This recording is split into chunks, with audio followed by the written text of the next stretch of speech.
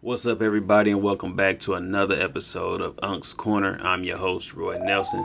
Make sure that y'all go like and subscribe to the channel if you haven't already. Make sure you go follow my Instagram and Twitter pages at Unc's Corner Podcast. Make sure you do that so you can stay up to date on all the new episodes and other videos and other content that I'll be putting out throughout the week.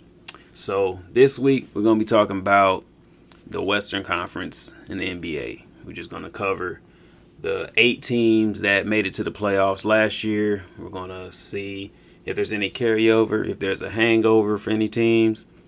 We're just going to go over and do a brief summary over all 8 of those teams. Also going to speak on some surprises and kind of where I expect everything to end up when it comes playoff time. So it's early in the year. I know it's going to be, some too early predictions and all that. But, why not? Why not see where these teams are at right now and kind of forecast where we think it's going to go? So right after this, we're going to get into our first team. We're going to go down. So from the 8 seed up to the 1 seed. So we're going to start with the Portland Trailblazers right after this brief break.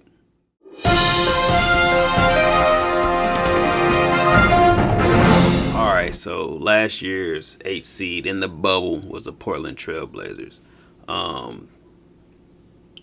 The Blazers are a team that's always going to be there. Like, they got the talent. They got, starting with Damian and CJ, they got the talent at the top. They got good complementary players. Carmelo Anthony still does what he does. Rodney Hood, he's still in the league doing his thing, just getting back healthy. They got some young guys that they're trying to get some minutes in. Anthony and Gary Trent. So they got a good team put together. They're always going to be in the picture as long as they stay healthy. They got Nurkic. He just went out again, unfortunately, but luckily they picked up Cantor to take up those minutes when he's out.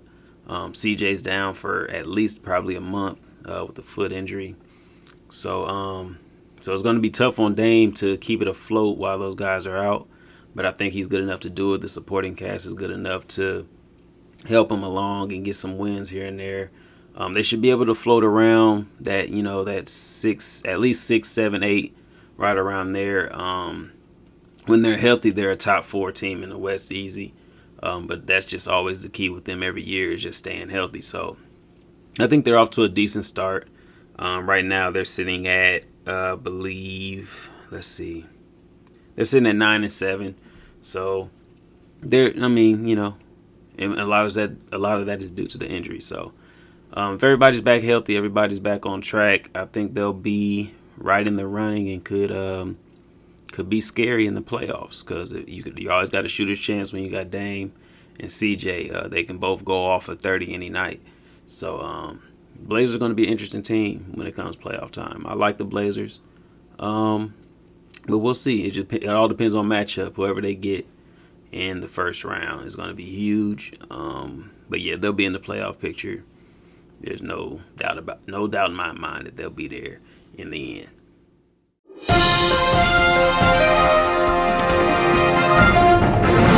So now we're going to move on to the 7th seed, which was the Dallas Mavericks. Now, Dallas is one team that's surprising me right now. I'm kind of disappointed in how they've started. Luka, he started off slow, but he's kind of getting back to what he does. MVP caliber player. They're now getting Porzingis back, which is going to be a major key on both ends of the floor. He can protect the rim, and he's a lethal shooter, a lethal scorer. So I think their biggest issue would be staying healthy, depth, and who that third option is going to be. I know Tim Hardaway, he takes a lot of shots, but I don't know if he's going to be that third option like that. It's kind of just in the air. I mean, can they get some good play off the bench? Brunson, he doesn't get the minutes that I think he should get, but he's one that can do a lot of damage off the bench if he wants to accept that 6-man role and be that one that kind of changes the pace when he gets into the game. Off the bench, I think he can be a huge key for them. But yeah, I'm disappointed in how they've started out.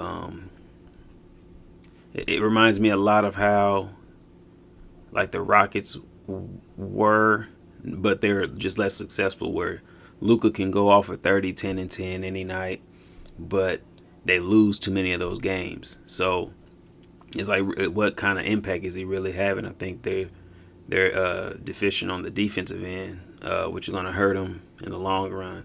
I think, especially to keep pace in the West. So yeah, I really don't know what to think about Dallas. As I look at the standings, I don't know, because they can easily. I mean, they easily should be a top 6 team in the West, but they're just so inconsistent. I don't know. They're one that they can easily not make the playoffs. Sadly, they got the top heavy portion of their roster with Porzingis and Doncic. I don't know if they're going to be able to carry him, mainly because of Porzingis' health. Because when he's healthy, you know what can happen. But if he ain't healthy, it can be trouble for Dallas. So hopefully they can stay healthy and make a run. But they're one of those teams where it's kind of just gotta wait and see.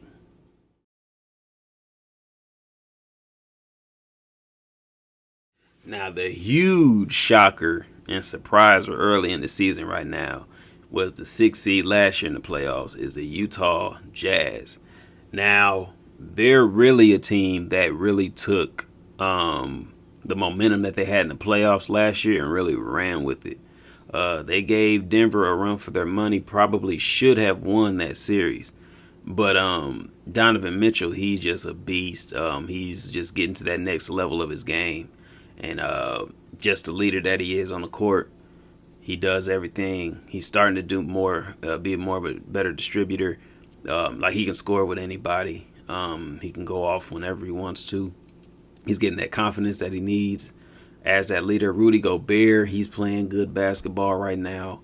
He does what he does defensively and on the boards, but he's had some big games scoring as well, which is kind of surprising. I mean, he should be able to do that being at his size in today's NBA, just to get easy buckets at the rim. So, and then Ingles, however you say his name, but he does what he does. Long as he's healthy, he's back healthy. And the major key for this team, Jordan Clarkson, he is running with his role as the 6th man. Like he's easily that Lou Williams, that Jamal Crawford. He's that dude. He's that dude. There's no answer for him. He can get a bucket whenever he wants to. He's a certified bucket. They got all the pieces. They got everything together. Mike Conley, he does what he does. Jazz are gonna be scary. I don't think they're not ready for the Clippers or the Lakers just yet, but they're right there. They can easily sneak into the 2 spot, but they can be at a 3 seed. I think they can easily be the 3 seed when it comes playoff time if they stay healthy. If they continue to play hungry like that, I think they're going to be dangerous when it comes playoff time. They got all the pieces, man. Y'all watch. Yeah, I think they're going to be able to keep this up. They're on a 10-game winning streak right now as of today. They won one just last night without Mitchell, which was surprising to me. But they're keeping it going. Yeah, they're going to be dangerous. Y'all watch out for them Jazz. Watch out for them Jazz.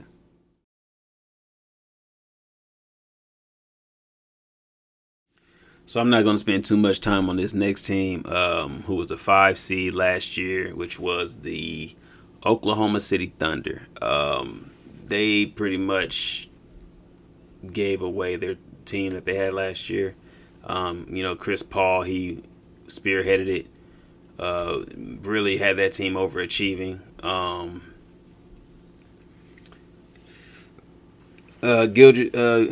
Gilgeous Alexander, he's a good young upcoming player, but that whole team is just young.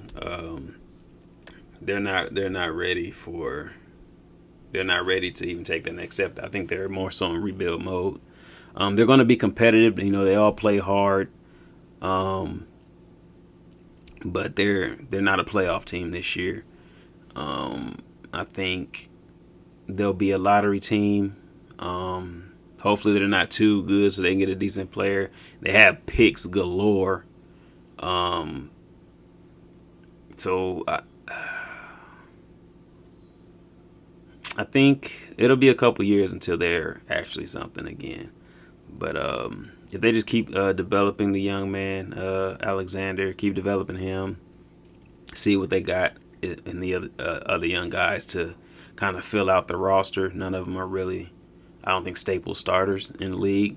But, this is just a fill out year, see what they got, and then hopefully those picks turn into something. That's the only hope they really got this year.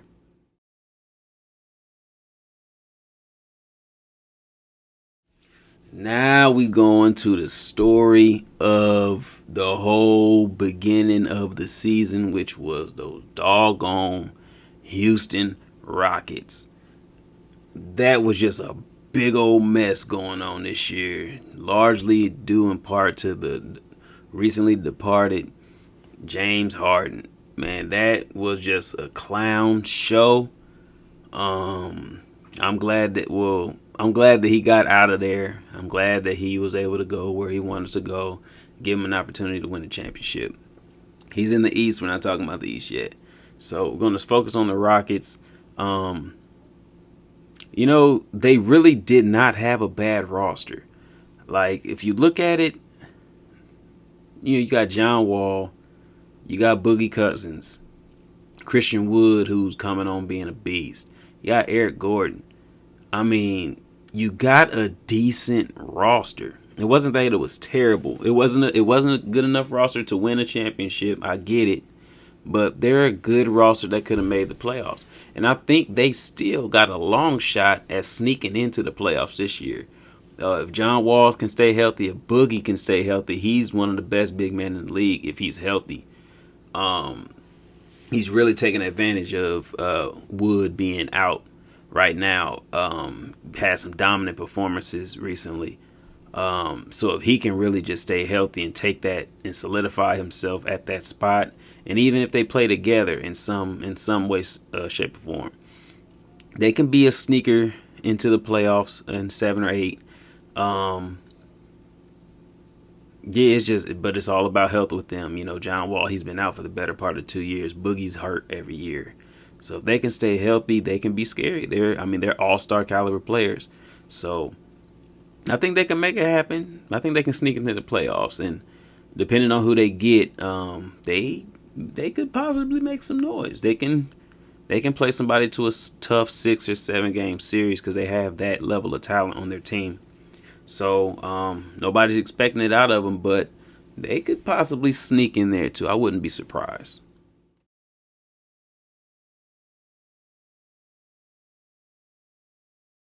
Now we're moving on to last year's 3 seed, which was the Denver Nuggets. We were all kind of nervous about the beginning of this year, how it started. They were looking very shaky for a minute, but they kind of looked like they kind of got back on course and are looking like the Denver Nuggets that we recognize.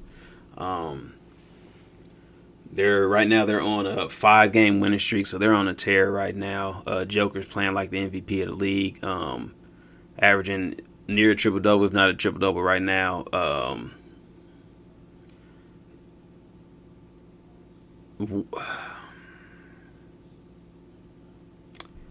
Okay, so I know I was just high right there, but it just like it's Jamal Murray, man. Like, I just don't know what to think.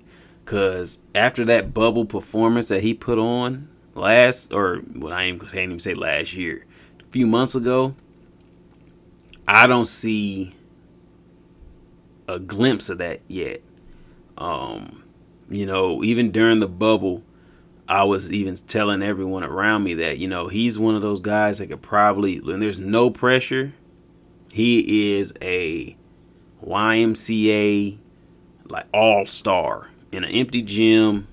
He can hit any shot, do what he wants, and that's without that crowd, without the pressures of all that big arena. He balls, but then when it's like this year, no, everybody can go out and score 30 and 40 every night. But the way that he killed last year, I don't see why he can't take his game to that level. He's talented enough. He's got all the tools. It's just that I don't think he really picks his spots and really sees that he is that guy. Like, Joker's the man on that team, no doubt about it. But him being that guard, you need that guard to be consistent and to be relentless. Like, every night is a dogfight as far as the guards go. Everybody has a killer guard just about. So, especially the playoff teams. So, he needs to step it up and just be that guy and play like he did in that bubble. Because, the team around him is just stacked. From Joker to Murray to the guy that nobody really talks about, but I think he's the one that can really take that 6-man role and run with it and be like a Clarkson and like a Lou Williams, is Monte Morris. When he comes on that court, he's a bucket. Like, he can score at will. His game, he was more of a facilitator and stuff like that in college, but on the pro level, he can get buckets. He gets busy. Doesn't do nothing too flashy. He just gets to his spots and knows how to get his buckets. So I really like Morris. Porter Jr., he's back now. If he can get back in shape and get back to what he does, he's gonna be dangerous. Because he can score.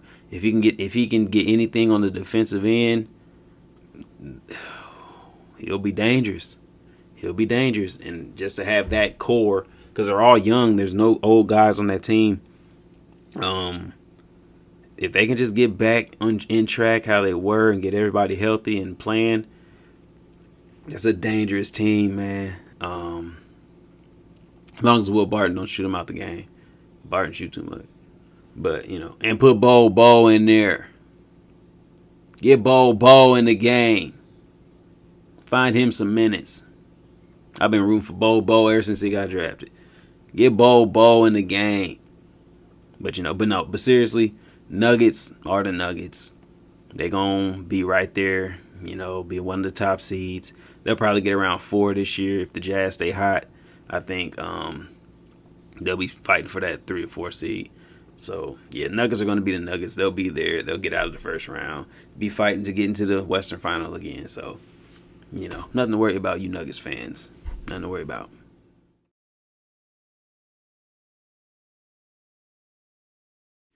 Now we're down to the top 2. And the number 2 seed last year was the Clippers. Not too much really to say about the Clippers. They got a lot of the same guys there. They're going to be, they're going to be the top 2. They're going to be top 2. They really don't have much to prove except in the playoffs. Nobody's going to get past the fact that they blew that 3-1 lead to the Nuggets last year. They had them foot on their necks to take them out of there and then gave it away. Well, the Nuggets took it, but when you're up 3-1, no, you gave it away. You lost 3 straight, couldn't close the deal. So Kawhi is going to do what Kawhi does. He's playing more this year. He's showing his teammates that he's more committed, so that's great. PG, he's playing well thus far, but I'm not going to say anything about him to the playoffs because that's where the concern is, because he's always done great in the regular season. It's the postseason, which has been the issue. Can't call yourself playoff P when you come through peeing on yourself in the playoffs. So, they're doing what they do. Lou Williams doesn't look really the same. He's not as effective as he was in previous years off the bench, but I think they'll be fine. Just going off the leadership of Kawhi and PG, and Pat Bev stay healthy and be that dog that needs to be. If everybody plays their role, they'll be right there, and they should be competing with the Lakers for the Western title. It's really, they got to get to that. They got to get there one day, but they just ran into this juggernaut, which I'm about to talk about right now. That, it's unfortunate, but, it happens. It happens. And they just run into this beast out west, which is the LA Lakers.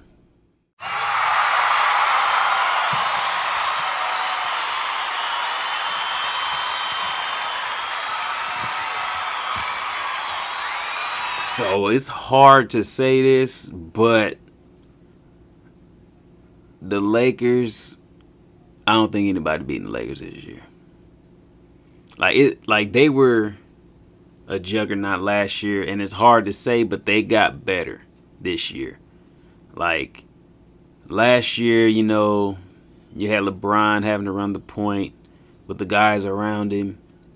And you had athletic guys like JaVale and Dwight that you lose. But when you gain a scorer like Dennis Schroeder, you gain Montrezl Harrell, a beast off the bench. You gain Marc Gasol, a former Defensive Player of the Year, an all-star, shooter outside. You gain Wesley Matthews, a defender and a shooter. Like, they got better. They got better. And they're off to a fast start. Like, they scary, man. Like, they can hit you at every angle. They play defense. They shoot the heck out the ball. They all enjoy playing with one another. They play fast. It's really nothing that this Lakers team can't do. And I think they have a very strong chance of repeating this year. I hate to say it because I'm no Bron fan on the court. I'm not a fan of him on the court. But you can't deny his greatness. Like, things that he's doing in his 17th year in the league, like, it hasn't been seen before. Probably won't be seen again. The things that he's doing at his age in the league is remarkable. Like, I credit him for staying healthy, keeping his body in shape, staying sharp. He looks as athletic as he was when he got in the league. Like, he's unstoppable. He's an unstoppable force. And pair that with AD, who's another unstoppable force in his own right. Like, they're two of the top 5 players in the league. You pair those guys together with the guys that you got with them on the roster. Like, there's nothing you're doing with them. Nothing. Like, they'll be there as long as AD stays healthy. Because I see LeBron staying healthy. As long as AD stays healthy, it's repeat for them. I know all you Lakers fans. I know y'all happy to hear it come out my mouth because I've never said. I didn't even think they were going to win last year. I didn't say it out my mouth, but think they got a good chance of repeating. There's nothing else I can say. But what I will say is I want to talk about a couple of surprisers or shocker teams in the West that need to be looked out for.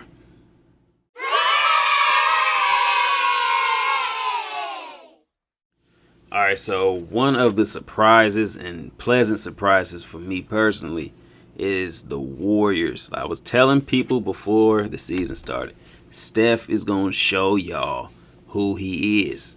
He going to remind y'all who he is. All the doubters, everybody, all the naysayers saying that he can't do it by himself.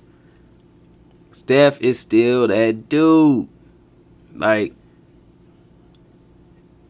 what people don't look at is the fact, like, they were jumping on him for his kind of a slow start.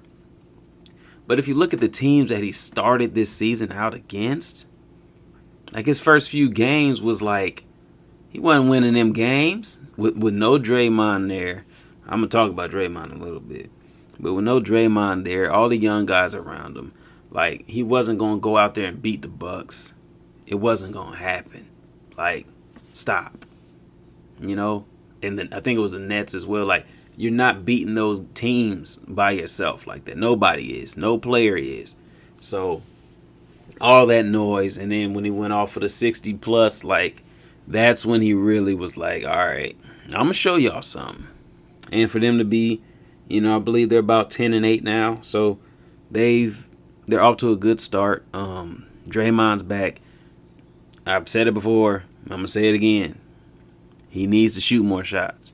Like, he has to be more of a threat on the offensive end. Like, he does what he does distributing. Defensively, he's, second to none. He just needs to be more aggressive, getting a few shots just to kind of make the defense stay honest against him, and and get on the glass. Because if he gets on that glass, get out and go. Like, that's when they're at their best. When Draymond can get a board, put the ball on the floor, and go and find those guys out in the open floor. Kelly Oubre is finally coming on. He's hitting some shots. He needs to play his game. He's a slasher. He gets to the rim, aggressive. He's not a shooter. Like, people, I think they may get this misconception that once you're at Golden State, you need to shoot. Like, no, you play your game. Like, same with Wiggins. He's no 3-point threat, but he kind of getting it together and playing his game. The young guys there, the bench playing well. Like, I said it from the beginning. The Warriors very well could be that 8 seed. I could see them being the 8 seed in the West, and I don't think outside of the top guys, they don't want to see him, like, because Steph can go off at any moment. If he has one of those unconscious shooting nights that he can have, that he's had over his career, he can be dangerous in the playoffs. Like, he's a proven champion, 2-time MVP, so it's nothing that he hasn't seen on the court. So if he gets it to the playoffs, and I would think he will, they can be somebody to reckon with. They're not going to win the championship or anything, but I think if he gets to the playoffs and has a respectable outing, I think it'll prove all the doubters wrong that have been speaking against him all seasons thus far. So keep watching. Warriors are going to do some things.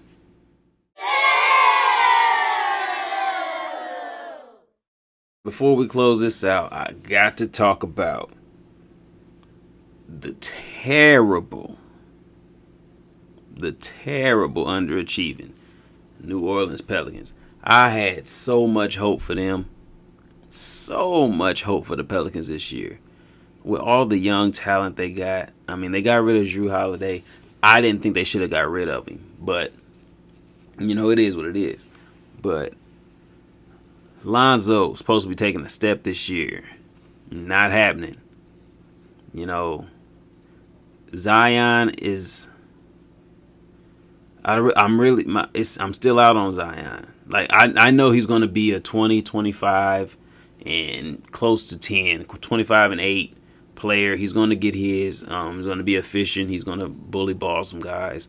But, like, it's just a level of development in his game I'm not seeing yet. He doesn't look like he has that same bounce that he used to have. Yeah, I don't know. I'm still kind of out on him. He's going to be great, but I just didn't see that. I didn't see really a level up from last year to this year, or even from college to now. I don't see it. And then B.I., like, his development is crazy and crucial. I mean, he's going to do great. He'll be an all-star, but I don't see why these guys aren't taking that step, like, for them to struggle the way that they are this year. I know Lonzo's been in and out of the lineup, but he's really not taking that step that I thought he would. He's settling for far too many outside shots. When he's taking 8-9 threes a game, it's not. He has to be able to make that shot. Don't get me wrong, but it's not there yet. So I think he needs to be more aggressive getting to the rim. Working on that jab, working on that floater. Challenging at the rim, getting to the free throw line. He needs to do things like that. Not selling for outside jump shots. He's got to be able, until he's able to make it. he's got to put these other parts into his game to be more of a threat, because that 3-point shot is just not connecting. Especially for him to be shooting that many. That's my issue, is shooting that many threes. But like, even like the bench with Josh Hart and those guys, like, they have a roster that should be competitive, and I just don't get why they can't get it together. So that's my shocking disappointment, is in the New Orleans Pelicans. And we can close out after that. All right, so I want to thank you all for tuning in to Unc's Corner Podcast. Once again, I'm Roy Nelson. Follow the socials at Unc's Corner Podcast on Twitter and Instagram. Make sure you like, share, comment, subscribe to the channel. I want to get this on some eyes. So get Unc out there, share it, subscribe it, like the videos. Go check out my older videos. I also have another show, Hot Takes with Unc, that I've been doing, which is, quick bites, quick takes on some different topics. So that's something that I've been on. I've been releasing those on Fridays. So be sure to check it out. Like it, comment on it. Be interactive with your boy. All right? Y'all have a good one, and I'll see y'all next week.